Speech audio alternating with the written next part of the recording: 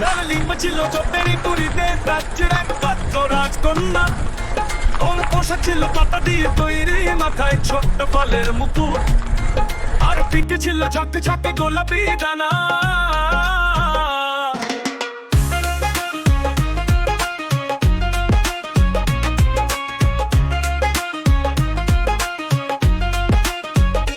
প্রতিদিন সকালে সে তার ছোট্ট স্কুটিতে করে রাজ্যের ফুল বাগান ঘুরে দেখতো, ছুরিতে করে তাজা স্ট্রবেরি নিয়ে দিত সবাইকে।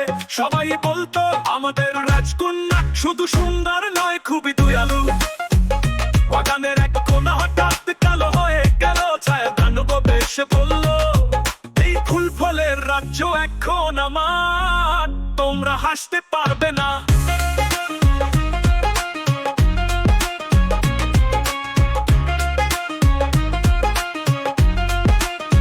সব ফুল ঝরে পড়লো, পাখিরা চুপ করে গেল, রাজ্য অন্ধকারে ডুবে গেল। লালিমা ভয় না পেয়ে বললো, আমি একা যাবো ছায়া বনে, আমার রাজ্যকে রক্ষা করবো।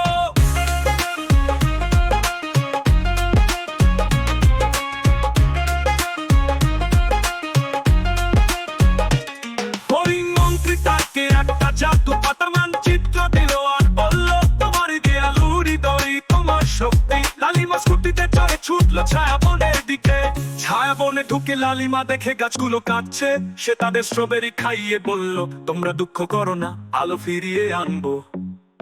অবশেষে সে পৌঁছায় ছায়া দানবের কাছে। দানব বলে, আমি একা তাই হাসতেও পারি না, তাই সবাইকে দুঃখ দিই। লালিমা তাকে একটা বড় লাল স্ট্রবেরি দিল, আর বলল, দুঃখ ভোলার সবচেয়ে ভালো উপায় হলো কারো সঙ্গে ভাগ করে নেওয়া। দানব ভেসে উঠলো সঙ্গে সঙ্গে, চারটি কালোয় ভরে ভরে গেল। লালিমা ফিরে এলো হাসি মুখে, রাজ্যবাসী উল্লাসে বলে উঠলো, দিয়ালু হৃদয় সবচেয়ে বড় জাদু। ভালোবাসার দেয়া যে কোনো অন্ধকারকেও আলোর রাজ্যে রূপান্তর করতে পারে।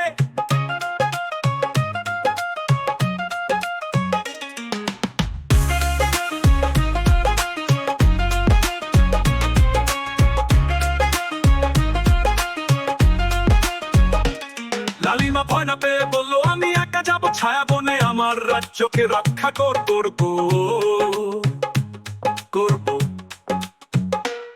ওই মন্ত্রী তাকে একটা জাদু পাতা মানচিত্র দিল, আর বললো, তোমার দেয়ালু হৃদয় তোমার শক্তি। লালিমা স্কুটিতে চড়ে ছুটলো ছায়া বনের দিকে। ছায়া বনে ঢুকে লালিমা দেখে গাছগুলো কাঁদছে। সে তাদের স্ট্রবেরি খাইয়ে বলল, তোমরা দুঃখ করো না, আলো ফিরিয়ে আনবো। অবশেষে সে পৌঁছায় ছায়া দানবের কাছে। দানব বলে, আমি একা তাই হাসতেও পারি না, তাই সবাইকে দুঃখ দিই।